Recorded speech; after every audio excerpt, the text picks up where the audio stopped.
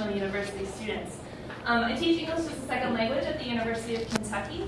Every 8 weeks, I get the opportunity to meet new groups of students. We work on 8-week sessions, and the first 10 minutes of class does not go by without them asking me the same question every 8 weeks. Huh? Why do you have a Kung Fu Hong Kong actor last name? Because my name is Jackie Chan. Oh, yeah. So to keep you from guessing names, this is my husband, he's Taiwanese. This is my baby, he's 7 months old. One of the reasons that we came to Taiwan the past 3 weeks was for our baby to meet his grandparents. So that helped motivate getting me here as well. But I'd love to share with you a little bit what we're doing about at the University of Kentucky. The talk today will be in 2 parts. The first one is a literature review. How are ESL students typically portrayed in service learning literature from '98 to 2011? And then the second part is our response at the University of Kentucky. What are we doing to change that? I'm going to start with a definition of service learning. It's a form of experiential education in which students engage in activities that address human and community needs together with structured opportunities intentionally designed to promote student learning and development. Reflection and reciprocity are key concepts of service learning. That's from Barbara Jacoby in '96. If you go to the US, a lot of people have never heard of service learning, but I've found talking to Taiwanese people here that a lot of people have this concept. They know what it is, they're really already engaged in it. So I really welcome your feedback at the end. I'm looking forward to seeing what you guys have to say about it. So for the first part, ESL and service learning literature, we're looking at all the articles that take service learning and incorporate ESL students. There's 62 of them for 10-ish years, a few more. 44 of them have passive ESL students, and 18 of them have active ESL students. I really want to hone in on what I mean by this, passive and active. This morning, Dr. Lee mentioned a little bit about passive recipients versus active in the classroom. So what do we mean? I want you to imagine an American university course that's teaching Spanish. Okay, American students learning Spanish. The professor wants them to get out in the community and practice their Spanish with Hispanic members of the community. So what can they do? How can they help members of the ESL community? Oh, well, of course, they can go out and teach ESL, right? So the ESL student is receiving the community service from the American university student, okay? But imagine that flipped, where the ESL student is the one giving the community service. Yeah? Okay? So for the passive, on the surface, it seems good, right? Reciprocal benefits. The ESL, the Hispanic children are receiving the ESL tutoring, and the Spanish majors are practicing their Spanish. But listen to this from Sperling in 2007. It says, so far, no researcher has asked the truly difficult questions, such as how it feels to be a parent of an underachieving child who's being tutored by an anonymous 19-year-old. Or, if asked about the type of person they would like to have working with their child, whether most Black and Latino parents would indicate a preference for a white college student who is thought to be in need of stereotype reduction. Or for that matter, whether most parents would agree that it's their child's responsibility to convince white college students not to be racist. Ouch. Okay, so we got to relook at this, where the ESL are the passive recipients of the service learning. So to start with the passive literature, 44 articles from 13 different departments. So you do have your Spanish department as a strong leader in this, but also many other departments, okay? Political science, nursing, counseling. All of these departments are saying, hey, our students can benefit by tutoring ESL. It's to 20 different ethnicities, so not just your Hispanic students, that's kind of the prototypical, what we usually think about, but people coming from all different tribes that you've never heard of, getting tutored in ESL by the American college students. And if you can see the kind of gray map here, the concentration, the number of articles by state in which ESL students passively participate in service learning. So that's, we're here in Kentucky. Our culture is kind of here, and there's a high concentration, especially in Texas and Virginia. I feel like a weather girl. That was kind of cool. All right, so that's what I'm interested in, is the Southeast, and there's a lot of them here. 5 codings we looked at for the literature review: hierarchy, othering, privilege, reciprocity, and generalization. So let's check out those 5 topics, and then we'll move on to the active. I have 5 for those as well. Hierarchy. Does the literature demonstrate that service learning challenges the default hierarchy or reinforce it? They are critical of hierarchies between teachers and students, haves and have-nots, whites and non-whites. But it often reinforces hierarchies, economic and cultural, education hierarchies as well. They use extended metaphors of height. These are the authors of the papers kind of subliminally getting this hierarchy going. Their students are going down into the trenches, evening the playing field, plunge down into the depths, a sink or swim model, these kind of up-down metaphors, and it really focuses on the lack, disadvantage, and need of the ESL students. Othering. Does the literature demonstrate that service learning challenges students to broaden their in-group or reinforce othering, this insider-outsider thing? They do recognize that othering is a problem for short-term projects, and they set goals to reduce the gap. But we do see that extended metaphors of distance, boundaries, gaps, perimeters, so not just the hierarchical metaphors, but also in and out metaphors. Oversimplification of what it means to be accepted into a group. And Sperling says that service learning does not necessarily guarantee that the American college students will construct clairvoyant perspectives on group differences or adopt anti-racist lifestyles as a result. Does the literature demonstrate that service learning challenges students to see their own privileges or a different kind of privileges of another group? They do see that students specifically identify their own privileges in reflections, admitting that American college students can come and go from the situation as they please. Those the 2 T's are stuck in that situation, but they can come and go. Hours up, done, I'm out of here. They inflate the descriptions of how much good is being done. So this 2T learned one little word, and she's going to go change her community.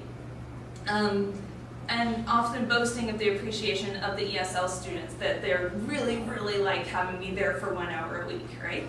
But we see that there's no recognition of the privileges of the ESL students, only the privileges of the American students. Reciprocity. Does the literature claim that ESL students are actively contributing to the university students' understanding? So just really quick here, basically we're seeing reciprocal benefits. Yes, the American students are getting to practice their Spanish, they're getting to practice their English, they're both benefiting, right? But we see no reciprocal agency, okay? The first voice of the ESL student from 1998 was in 2004, and it's in Spanish, quoting derogatory Americans. I want to read you this quote. This is the first time we hear the voice of an ESL student in the passive literature, and excuse my language. So this is an American college student being quoted by the author. The ESL teacher was absent one day, and I was alone with the students. They didn't know what to think of me. They were testing my knowledge in Spanish, curse words, trying to shock me. One of the students asked, ¿Te gustan los mexicanos? Do you like Mexicans? I said that I did and asked him why he would ask that question. He replied, Nunca dices. Nobody says, fucking Mexicans? Yeah, I said, some people say that. So the first voice of the ESL student that we see in this literature is both speaking Spanish and cursing in English. It's a very negative voice. Generalizations. Does the literature make sweeping generalizations about ESL students or university students? Basically here at the bottom, we see that there are positive stereotypes about both Americans and ESL students from the authors, but there are no negative stereotypes about Americans. Okay. Moving on now to the active literature, there were 18 articles compared to the 44 passive ones that we had, and they're concentrated in the West. So here we are again, I'm in Kentucky, and the active ones are way over here and a little bit up there. Okay, so you can kind of see, those do tend to be our more progressive states. Active coding, 5 things I'm looking for in the active literature. Integration, continuity, reflection, education, technology. I'll explain what those mean. Integration. Does the service learning course integrate the service into the classroom, or is it a separate assignment not addressed in the classroom? So is it just, okay, 10% of your grade, go do this volunteer thing and then come back?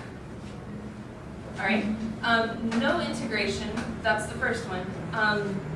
In 12 of the articles, we see false integration, I'm calling it, where we say it's integrated, but they actually only had maybe one end-of-course presentation. The teacher's not following up through the entire project. Successful integration was in 3 of them.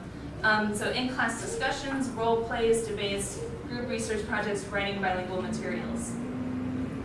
Is there a continuity of experience where the students with lower language proficiency are given different tasks than those of higher proficiency?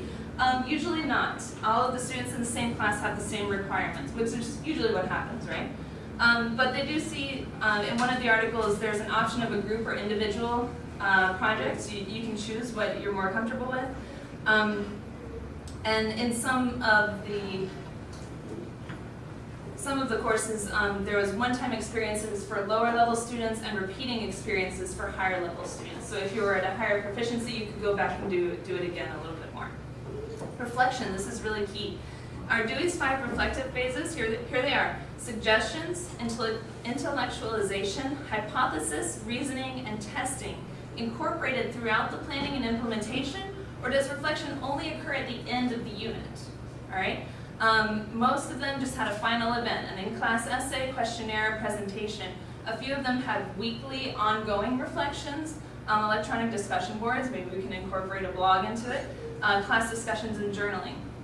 We see that there's different forms mentioned, but not different phases, these 5 at the top, okay? They're not predicting what's gonna happen, they're not making a hypothesis and testing that hypothesis regarding their English language.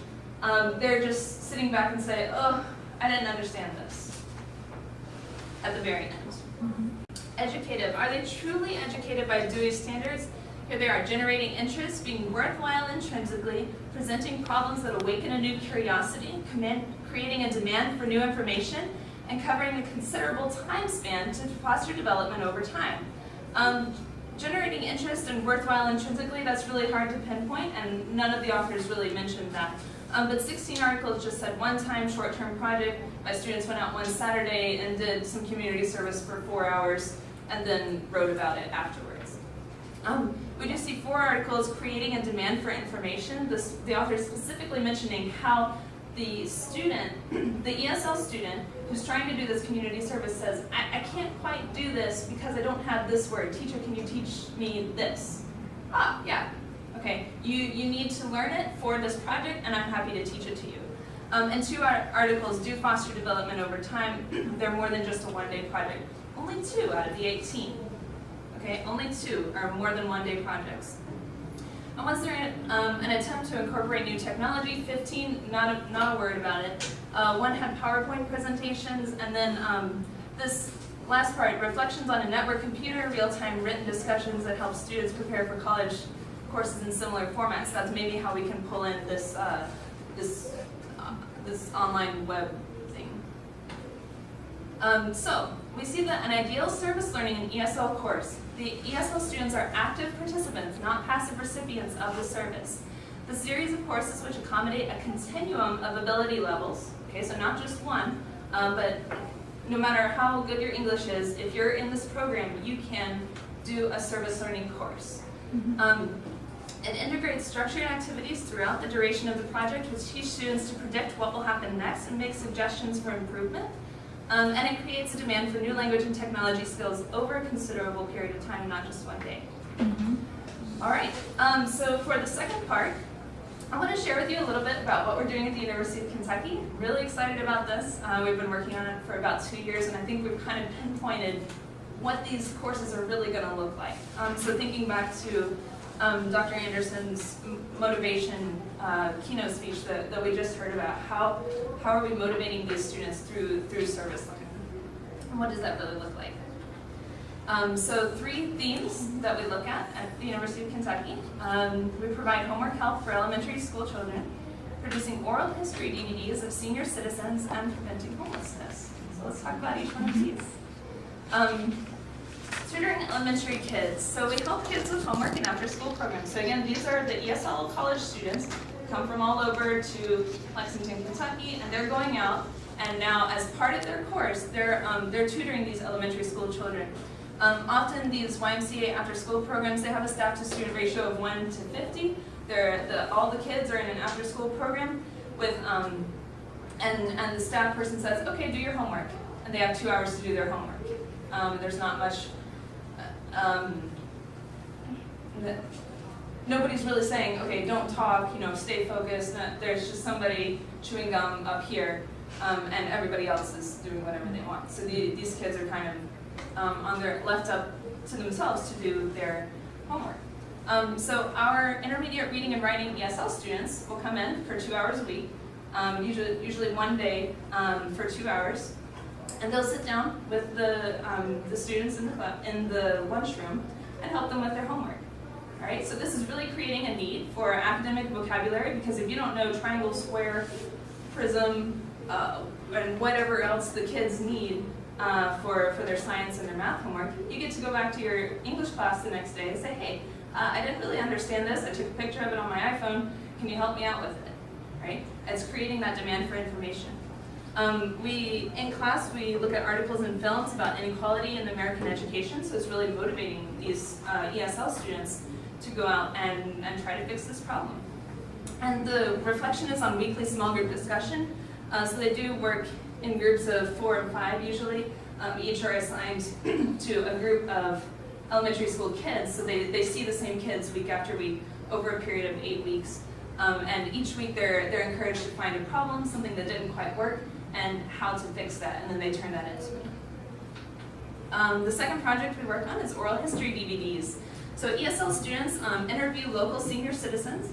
Oftentimes, of course, in American culture, the senior citizen, the grandma, is in one city and everybody else is in another city, and the grandma doesn't really get to talk to them very much, right? So for our advanced speaking and listening, ESL students are trained on film equipment and editing software. We have special guests from the library come in and teach them how to use, most of them know already, but just a refresher course. Here's how to make a video on your iPhone, or you can use the special stuff from the library, check it out, and take it to the interview, and how to edit these things online, so really getting some new literacy going. So they sit down and get to know the senior, and over an 8-week process, they conduct interviews, they get to know them, and the senior citizen will basically tell them their life story. And then the ESL student will put that together, edit it, and put it together on a DVD. We usually do this in the fall semester, so that at the end, they have a DVD, a set of DVDs to give to the senior citizen and say, here, you can give these to your family as Christmas presents. So then the family of the senior citizen will have kind of a record of the stories from the senior's childhood.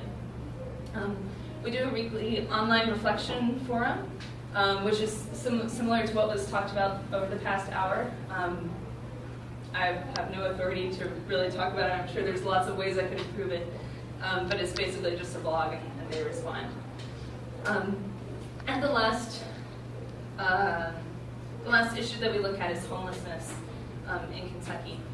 So our beginning ESL students will organize donations with American volunteers. They go to a thrift store, which you can see here. This is one of our Chinese students who started out with me she was a very beginning level when we were working together on this project.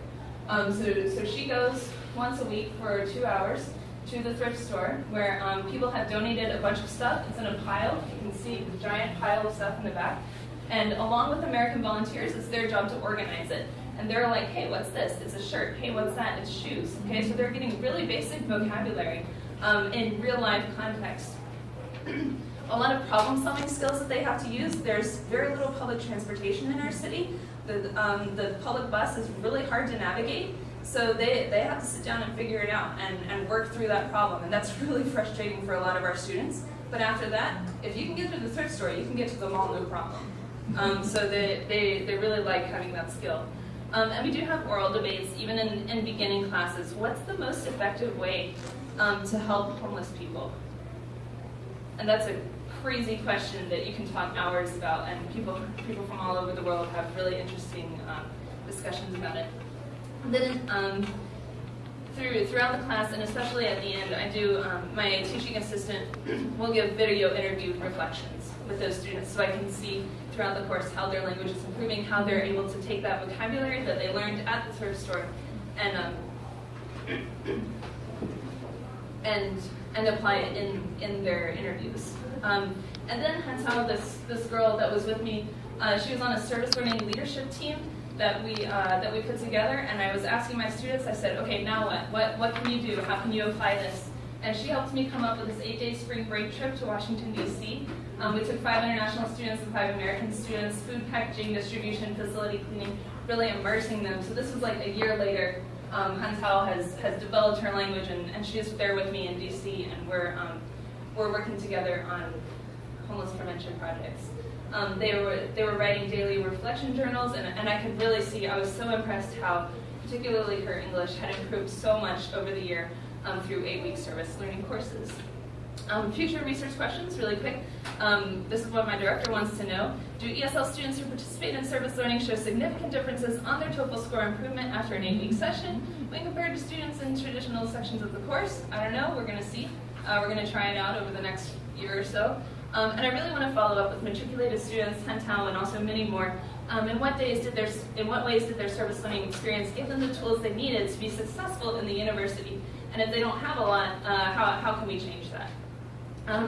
So I welcome your questions and suggestions. This is a project kind of in development. We're just getting into the research portion of it, so I'm really interested to see what input you guys have. Question? So that the first part was about literature about service learning programs. Okay, yeah, so the first half was the 62 articles, the literature, all the research studies that have been about various service learning projects. Yeah, that involve ESL students. So the framing in terms of active and passive, it's just how it's been written, but maybe not how it's actually. It's the language used to write about the programs, but I'm just wondering like what. Yeah, so active those are my good and words. passive bad. Passive bad, usually, yeah. So active is good and passive is bad. Okay, so here, yeah, maybe I didn't explain this well, thank you. So what I mean is, any time that you have American college students tutoring ESL students, okay, they might be coming from a Spanish department, they might be coming from political science department, for whatever reason, their instructor is saying, it's a good idea for my students to tutor ESL because either they're going to practice their Spanish, they're going to have an intercultural exposure, all these reasons that they want their students exposed to ESL population in Lexington. That any of those research articles got put in the passive category. All right. So then active was when you have university ESL students and they're helping the community in a variety of ways. So that first part was talking about how these programs are being framed in literature. Yes. Yeah. What does that look like in the literature? What language are we using to talk about the ESL students? And passive isn't looking so good. Yes. So you didn't. I'm sorry. You didn't address how to make it active. Yeah, it's really hard to. So you can't take, if you have an American Spanish class, it's two totally separate things, right? It's not taking this project and making it active. And really, I've talked to a lot of people who do the Spanish tutoring one, and it's really hard to take the Hispanic children and give them an active role in teaching the American college students. Well, active, there is the student learner who's learning from the experience. They're the ones that are being the active participants. Right. And so what I mean by active is are they learning, but are they contributing?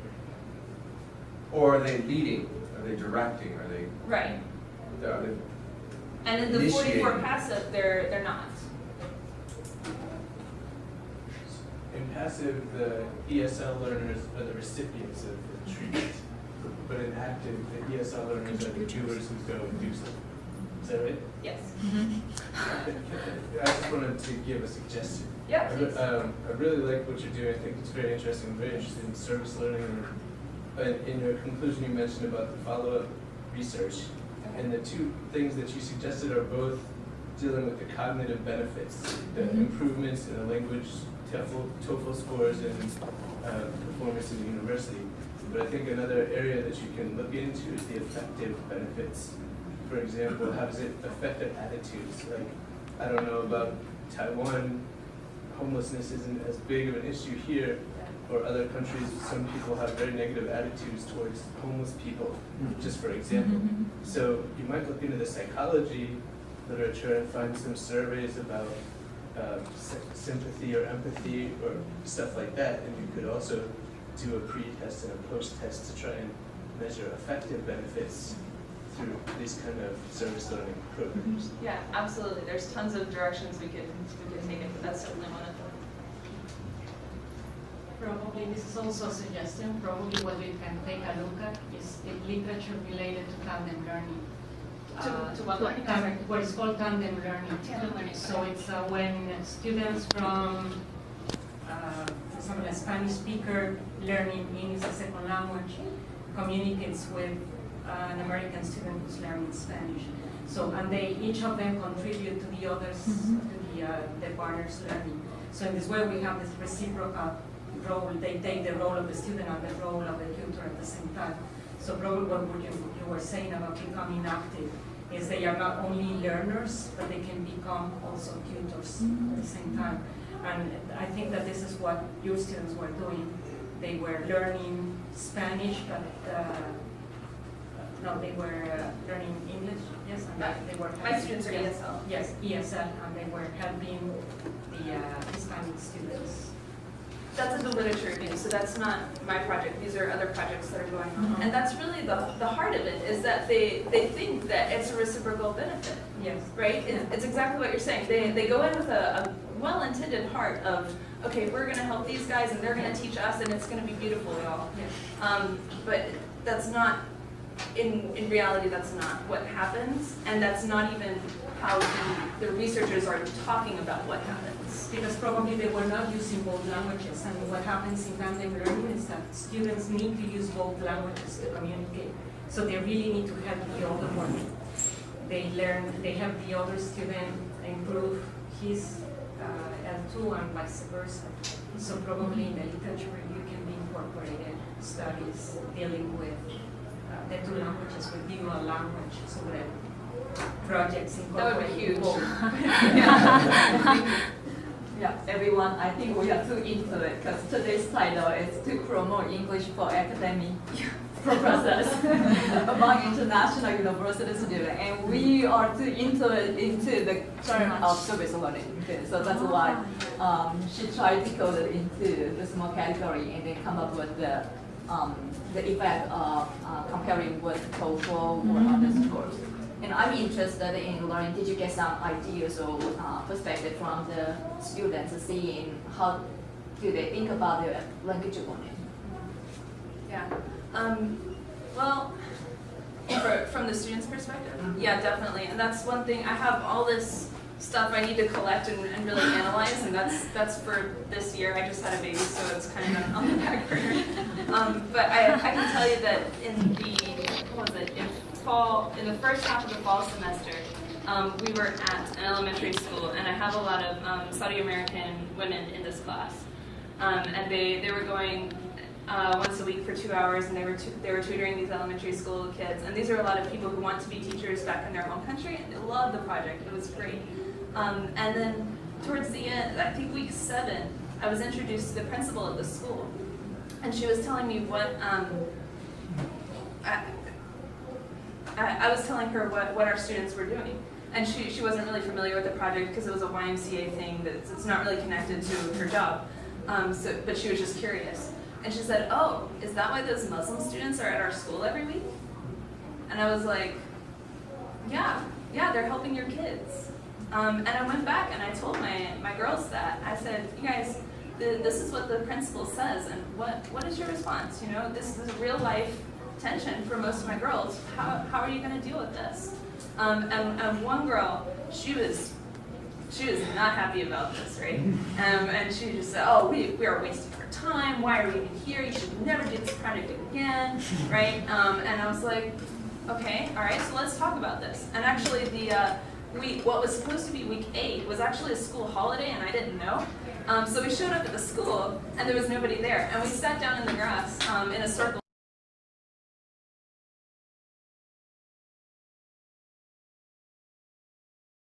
So we were talking about this, and I said, you know, the student said it was a waste of time, that we didn't do anything.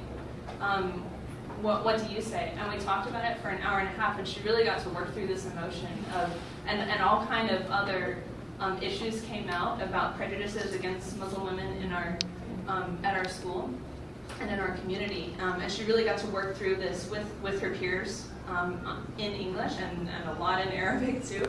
But at the end, she was like, you know, I'm really glad, like at the end of an hour and a half reflection, she was like, I'm actually really glad that we came, because even we can't change that principal's idea in 8 weeks, but if we keep doing this over an amount of time, that's what's going to help change the perception of ESL students in our community.